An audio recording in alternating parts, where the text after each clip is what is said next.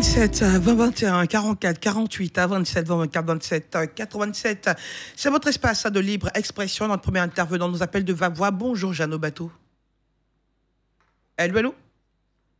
Oui. Bonjour Monsieur Jeannot. Bonjour. Vous nous appelez de Vavois? Oui, oui. Nous vous écoutons. Qu'est-ce qui ne va pas? Président de Ketrobassam. Aujourd'hui, là, actuellement, on a un problème d'eau. On avait un château qui était alimenté par un groupe électrogène. Et depuis le 20, on nous fait attendre que le groupe est gâté. Le 20 janvier en 2020. Et que le groupe est gâté. Maintenant, Dieu a fait qu'avec la politique du président de la République, Alassane Ouattara, on a eu courant le 30 décembre l'an 2020. Et jusque-là, on appelle, il n'y a pas de suite. On est allé voir le sous-préfet a appelé ONEP, il n'y a pas de suite jusque-là. D'accord. Même les fonctionnaires qui sont là, jusqu'à la sage-femme, ce qui m'a découragé, surtout même la sage-femme, hier, je l'ai vu avec une cuillère sur la tête, se promener en train de chercher de l'eau. Vraiment, c'est déplorable. D'accord. On vous a bien compris, Monsieur Jeannot Bateau. Je sais que l'approvisionnement en eau potable est toujours une priorité pour le gouvernement. Et puis, voilà. Merci d'avoir appelé sur Radio Côte d'Ivoire pour porter cette information à la connaissance de nos autorités. Donc, il va falloir, on va dire, réparer le groupe électrogène, c'est ça? Non, il suffit maintenant d'alimenter sur le courant. On a du courant maintenant ici à Bassa. Ah, d'accord. OK, d'accord. Voilà, donc est clair. Allez, merci beaucoup. Merci. Monsieur Meke Koulibaly, je prononce bien votre nom. Oui, j'espère. Oui. D'accord. Vous nous appelez de Bérénie Diala. C'est à Séguéla. Département de Séguéla. D'accord, donc vous écoutons. C'est un remerciement au fond du cœur au président Ouattara, le président de la République. Concernant l'axe Séguéla-Touba, les travaux sont en pleine forme. Actuellement, nous sommes à Mohambo village vers 23-25 km de Séguéla, mais les travaux de l'ouvrage sont à Bérénie actuellement. Je dis merci au président de la République et son gouvernement. Que Dieu lui bénisse, que Dieu lui donne longue vie de carrière et de santé aussi. À tout ce que vraiment il fait pour la Côte d'Ivoire, nous lui remercions. En tout cas, les travaux sont en forme actuellement. Vraiment, je remercie le président. On sent la joie. Du village, et puis le chef du village, c'est notabilité, tout le monde, tous ceux qui sont là, c'est là, tout bas là. Vraiment, on le remercie très bon. Allez, merci beaucoup, Meke Koulibaly. C'est bon, en tout cas, c'est très honnête de nous appeler pour nous dire quand le travail est fait. Et puis, c'est bon également d'avoir des bonnes nouvelles comme ça dans cette émission. Monsieur Frédéric Conan.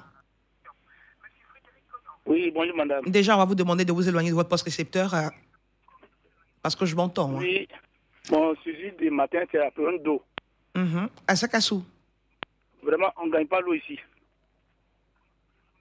Donc, je vous appelle de passer à nous. Vraiment, vous n'avez pas d'eau depuis quand? Monsieur Frédéric. Oui. Radio Côte d'Ivoire ne donne pas de l'eau. Vous parlez directement à nos autorités. Je vais poser des questions pour mieux comprendre. Écoutez-moi, Monsieur Frédéric. Monsieur Frédéric. Oui. Écoutez-moi, pour qu'on ait bien sûr en scène tout le problème. Vous n'avez pas d'eau depuis quand? Oui, on n'a pas d'eau ici, à Sandra Djamabou ici. Depuis quand? Depuis quand, Monsieur Frédéric Conan? Dans mon cri du matin que je veux qu'on a besoin de dons volontaires pour venir t'aider. D'accord. Allez, merci beaucoup. Monsieur Kofi Jean-Claude nous appelle de Agnès Sikasso. Allô, Kofi Jean-Claude, bonjour. Bonjour. Alors, vous nous appelez d'Agnès Sikasso. Tout à fait comme toujours. Nous vous écoutons. Qu'est-ce qui ne va pas? Oui, je dis la cherté de la vie, vraiment le gouvernement n'est pas exempt de reproches. En effet, le certificat de décès est passé de 10 000 à 35 000 francs dans les compagnies moqueurs de Daoukou. On ne comprend pas. Quand vous demandez, on dit c'est le gouvernement qui nous dit de taxer comme ça. Un certificat de décès de 10 000, on est passé à 35 000 francs. Alors, Monsieur Kofi Jean-Claude. Oui. Déjà, quand vous accusez le gouvernement, vous n'avez pas de preuves. On est d'accord? Je dis, je n'accuse pas. D'accord. J'ai dit que je suis allé, ils m'ont dit que c'est le gouvernement. Le gouvernement doit se justifier. Qui vous a dit? Ce sont ceux qui travaillent là-bas qui vous l'ont dit? Oui. Ok. Oui, Parce que le certificat de décès, c'est le médecin de l'État de Côte d'Ivoire qui signe et qui met à la disposition de ces compagnies mortuaires-là. Quand vous y allez, on nous dit, c'est le gouvernement qui nous a envoyé des papiers pour dire quand même de 10 000 francs, on passe à 35 000 francs. Vous voyez que vraiment, que ça... Je ne sais pas les mots maintenant pour vous dire. Et ça se passe où, M. Kofi Jean-Claude? Oui. Ça se passe à Niassikasso? Non, ça se passe à Daoukro. J'ai dit les compagnies mortuaires. D'accord. Je ne veux pas faire de publicité, voilà pourquoi je ne suis pas les noms. M. Kofi Jean-Claude. Oui. Calmez-vous, je suis de votre côté, il n'y a pas de problème. Mais seulement, je ne veux pas vous contredire, mais il faut prendre certaines informations avec des pincettes. Et puis aussi, pour ce que nous avons comme information, le Premier ministre a rencontré quelques personnes et le gouvernement se penche sur la question de la cherté de la vie. Il suffit de trouver une solution durable. Voilà, Rachel. C'est pour, je mets le gouvernement sur la piste pour qu'on aille demander à ceux-là si effectivement, voilà, c'est ma position. Ouais, parce je que vous comprends. De 10 000 à 35 000 francs, c'est exagéré. Moi, je comprends pleinement on va dire votre état en ce moment, mais c'est de poser des questions pour qu'on sache où se trouve vraiment le problème et puis les autorités qui sont à l'écoute pendant des mesures. Voilà. Rachel, oui. On est ensemble. On est ensemble. Allez, merci beaucoup, Kofi Jean-Claude. Baïkoro Abassa. Oui, bonjour. Bonjour, vous nous appelez de Dabakela. Oui, Morla du Lasso précisément. D'accord, alors vous êtes là pour nous parler d'ambulance. Oui, Rachel, j'ai dit merci d'abord au gouvernement, et au président de la République et son gouvernement pour tous les chantiers qu'ils ont ouverts à Morla du Lasso, comme château d'eau, les travaux sont en cours. Mais nous avons un problème d'ambulance à l'hôpital de Mborla du Lasso. Vraiment, si on a eu des cas ici qui étaient tellement graves, heureusement qu'il y a des gens qui ont des voitures en place pour évacuer les femmes enceintes à l'hôpital de Dabakala. Donc, on demande au gouvernement, au ministère de la Santé et au conseil régional d'Ambol, son président, M. Ibrahim Khalil Konaté, ils n'ont qu'à tout faire pour que Morla du Lasso puisse avoir une ambulance en place. Nous sommes plus que 6 000 habitants, donc c'est pas facile. Quand il y a un malade grave, pour l'évacuer à Dabakala, vraiment, ça nous pose beaucoup de problèmes. Voilà. Monsieur Baïkoro, vous aviez dit quelque chose dès l'entame de vos propos. Vous avez dit que les travaux pour l'approvisionnement en eau potable avaient commencé, c'est ça? Oui, ça c'est un cours. D'accord, c'est pour dire également que... Merci le président et son gouvernement. Et il y a un collège de ces jeunes filles encore qui est en cours. Donc, je veux dire que le gouvernement est en train de faire beaucoup. Oui, c'est exact. Et puis, c'est pour étayer vos propos, pour dire que l'ambulance est également une urgence pour évacuer les malades. Voilà, il y a des personnes, des femmes enceintes, comme vous l'avez signifié. Donc, en plus, on va dire, d'interpeller le gouvernement, on ne sait jamais, il y a des âmes de bonne volonté, notamment les cadres de la région, les fils de la région, qui peuvent faire des dons, ne sait-on jamais. Allez, merci beaucoup. Et puis, n'ayez crainte, Dabakala sera développé. Merci. Merci beaucoup. Allez, le Tali Patrice. Oui, bonjour maman Rachel. Ça va, lui pleut? Oui, Dieu est toujours au contrôle. D'accord, nous vous écoutons. Rachel, je voudrais réintégrer une déliance ce matin à l'endroit du gouvernement. Lieu plus, c'est 2 villages qui ont plus que 2000 âmes et aussi plusieurs campements riverains à proximité tous de lieu plus. Mais malheureusement, maman, c'est pas facile. Nous sommes très loin des hôpitaux. Très loin, on a des problèmes. Donc, je souhaiterais que le gouvernement, quand nous fait un regard de bienveillance, au moins un dispensaire rural. Ça c'est un grand bonheur pour nous. Rachel Ogoui, bonne émission. Pour l'instant, vous faites comment? Comment vous faites, Ali Patricia? Nous allons à Danané, à 26 km de Danané. Wow. Et à 18 km de Tiaple pour évacuer les malades. Voilà la situation. Wow. D'accord. Depuis fort longtemps, je suis en train de décrier. Mais on n'a pas encore une suite.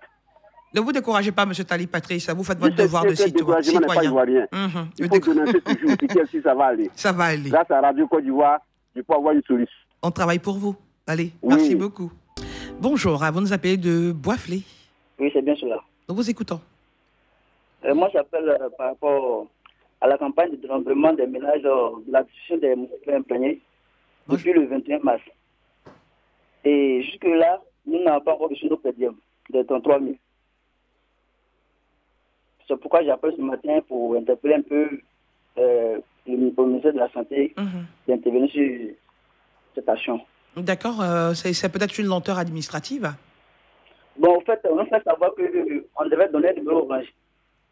Un numéro un numéro antenne, pardon. Oh là un numéro antenne. Et que nous avons donné des numéros orange.